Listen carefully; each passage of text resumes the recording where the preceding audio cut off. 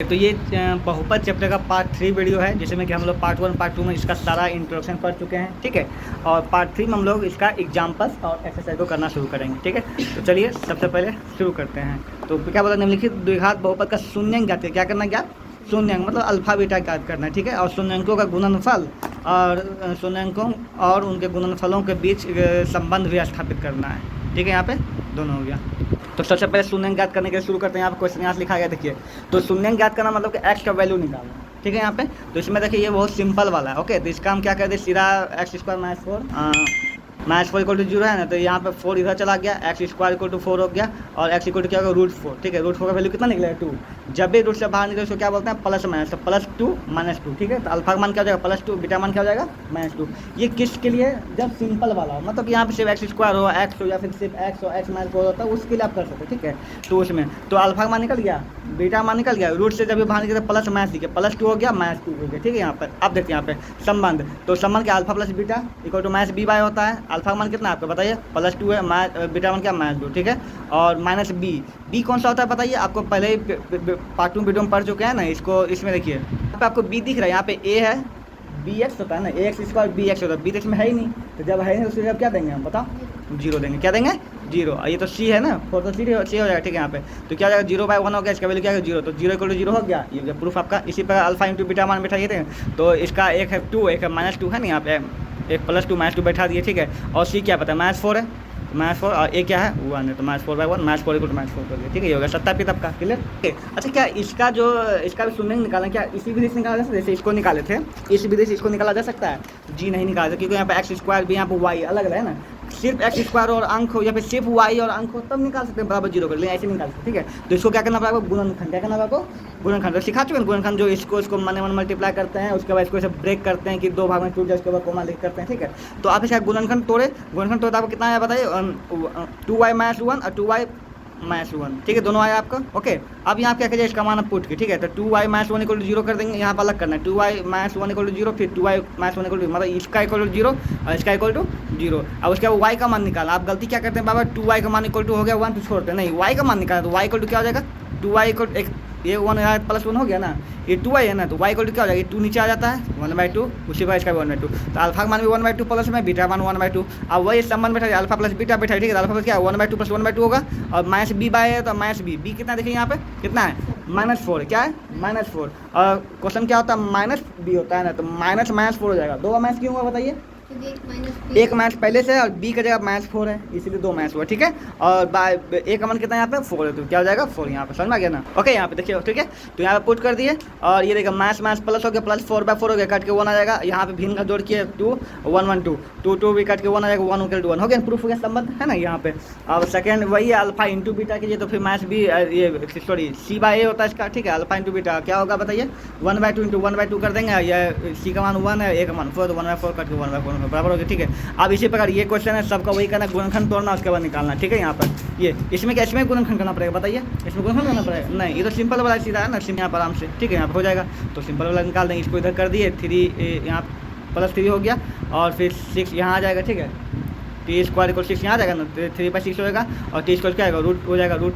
हम आपको पहले बता चुके हैं कि रूट प्लस माइनस दोनों होता है, तो +1/2। अच्छा, यहाँ पे देखिए 1 और 2 दोनों रूट में था, लेकिन यहाँ पे 1 बाहर निकल गया, ये 2 अंदर रह गया, क्यों, क्योंकि 1 का रूट बाहर 1 हो जाता है, समझ गए। इसलिए 1/√2 लिख सकते हैं यहाँ पे, प्लस माइनस दोनों में, ठीक है। आप तो +1/√2 -1/√2 हो गया, ठीक है।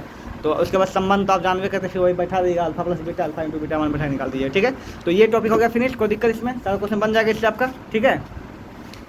देखिए, इसमें दूसरा टाइप का जो क्वेश्चन होगा वो इस प्रकार से होता है कि बहुपद, एक बार इससे पहले एक चीज़ समझिए, ठीक है। बहुपद में क्वेश्चन होता किस प्रकार से, ठीक है। यहाँ देखिए, सबसे पहले बहुपद में पहला चीज़ हो सकता है, उसके इंट्रोडक्शन से क्वेश्चन पूछ सकता है। कैसे पूछ सकता है, इंट्रोडक्शन से, मतलब कि अल्फा क्या है, बीटा क्या, शून्यंक क्या होता है, त्रिघात बहुपद का शून्यंक क्या होता है, उसका ये क्या फॉर्मूला क्या होता है ना, उसका व्यापक रूप क्या होता है, रेखीय बहुपद का व्यापक रूप क्या होता है, ये सब चीज़ जो हम लोग पार्ट 1 पार्ट 2 में पढ़ चुके हैं, ठीक है।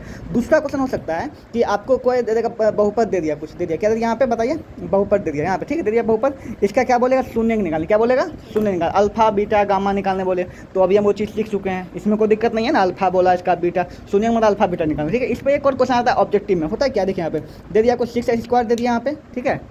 6 का मैं 6 लिया, ठीक है। अब बोलेगा इसका बोलेगा इसका शून्य कौन है, बताइए। 0 है, 1 है, -1 है, 2 है, ये 4 को ऑप्शन रहेगा, ठीक है। तो इसमें से आपको देख के बाद इसका शून्य क्या है, इसका आपको शून्य निकालने ऑब्जेक्टिव में अगर पूछेगा इस तरह से क्वेश्चन, क्या आप शून्य निकालने लगेगा वहाँ पे? नहीं, शून्य निकालने का एक और तरीका है, बस इसको पुट करके देखिए। जैसे पुट करने पर 0 आ जाएगा, एक्स के लिए आप पुट के 0 रखिए, देखिए क्या आता है 0 रखने पर। 0 का स्क्वायर 0 हो जाएगा, पूरा खत्म हो जाएगा, 6 बच जाएगा, तो ये 0 से नहीं हो, खत्म हो गया, ठीक है। 1 रखे देखिए, तो 1 का स्क्वायर क्या हो जाएगा, 1 गुना 6, 6 में से 6 गया तो 0 आ रहा है ना, तो ये होना जाएगा इसका आंसर, समझे। इस तरह से इसका ऑब्जेक्टिव में क्वेश्चन पूछ सकता है, ठीक है, आपसे क्वेश्चन पूछ। तो क्वेश्चन इस प्रकार आ सकता है कि बहुपद इतना इतना इतना का शून्यंक निम्नलिखित में से कौन होगा, ठीक है, ये बताना, ठीक है। मतलब इस समय कोई एक शून्यंक है, कौन होगा, कैसे करेंगे बताइए, क्या तरीका है, पुट करके सबको एक एक पुट करके यहाँ पे देखेंगे, ठीक है। चलिए आप पूरे बताइए हमको कौन सा, हम वीडियो पॉज करते हैं, आप बताइए कौन सा होगा, ठीक है। तो पहले +1 रखिए, आप देखिए तो नहीं आया ना, तो -1 आप क्या रखिए, +2 रखे देखिएगा, देखिए तो हाँ। +2 में 2 2 ज़ा 4, 4 3 ज़ा 12, फिर 5 4 ज़ा 20, 20 प्लस 1 नहीं, अरे 12, 32 में से -1 घटाएंगे तो 31 नहीं होगा ना, नहीं होगा, तो +2 -2 होगा। हाँ -2 इसका आंसर है। पहले आपको -2 रखने ही नहीं दिए हमको पता था, ठीक है।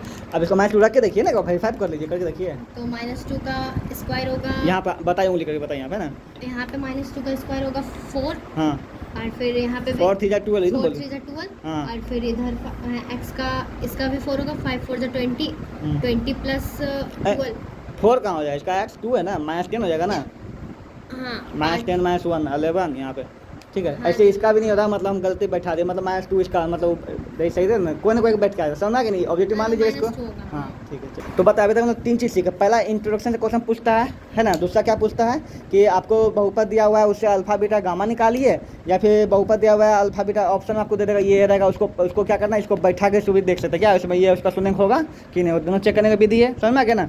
अब तीसरा जो क्वेश्चन यहाँ पर, ठीक है, इसमें क्या होगा, द्विघात बहुपद निकालिए, क्या बोलेगा, द्विघात बहुपद या त्रिघात जो भी बोले, त्रिघात बहुपद निकालिए, ठीक है। तो द्विघात या त्रिघात बहुपद निकालिए, आपको क्या क्या चाहिए बताइए, अल्फा बीटा चाहिए द्विघात के लिए, है ना। त्रिघात क्या चाहिए आपको, अल्फा बीटा और गामा चाहिए, ठीक है। या फिर इसका रिलेशनशिप भी होता है कि अल्फा प्लस बीटा आपको दे दे, अल्फा इंटू बीटा दे दे, यहाँ पे alpha plus beta plus gamma दे दे, alpha into beta into gamma, या इसमें 3 तरह का होता है, पता है ना, दो करके गुणनफल भी होता है, जिसको हम आगे पढ़ेंगे, ठीक है। यहाँ पे तो इसमें द्विघात बहुपद जब निकालने बोले, तब इसका एक फॉर्मूला होता है ना, या फिर त्रिघात बहुपद बोलने का इसका फॉर्मूला होता है, ठीक है। इसका फॉर्मूला क्या होता है बताइए, ए ना, x² minus alpha plus beta into x plus alpha into beta, ये होता है ना। ये द्विघात बहुपद का होता है। त्रिघात का भी फॉर्मूला होता है, जो कि उसमें बैठा करेंगे, ठीक है। तो ये जो द्विघात बहुपद निकालने का होता है, इसका 2 तरह क्वेश्चन होता है। कितना तरह क्वेश्चन होता है, देखिए 2 तरह क्वेश्चन यहाँ पे आपको दिया गया, ठीक है, हम दिखाते हैं। इन दोनों क्वेश्चन में कुछ आपको अंतर दिख रहा है, देखिए यहाँ बोला द्विघात बहुपद याद कीजिए, इसमें बोला द्विघात बहुपद याद कीजिए, ठीक है। यहाँ पे शून्य का योग दिया, मतलब अल्फा प्लस अल्फा अलग अलग नहीं दिया, अल्फा प्लस बीटा दिया हुआ है, अल्फा इंटू बीटा दिया हुआ है। देखो यहाँ पे alpha plus beta, alpha into beta दिया हुआ है, लेकिन इसमें देखिए क्या है, एक और चीज़ दिया ना, यहाँ पे दिया कि p√2 = 5, लेकिन इसमें दिया हुआ है कि नहीं दिया हुआ है ना। तो ये दोनों में थोड़ा सा डिफरेंट ये है कि ये बोला थोड़ा हल्का बनता है, इसमें एक अमान आपको 1 रखना है, क्या रखना है 1, लेकिन इसमें एक अमान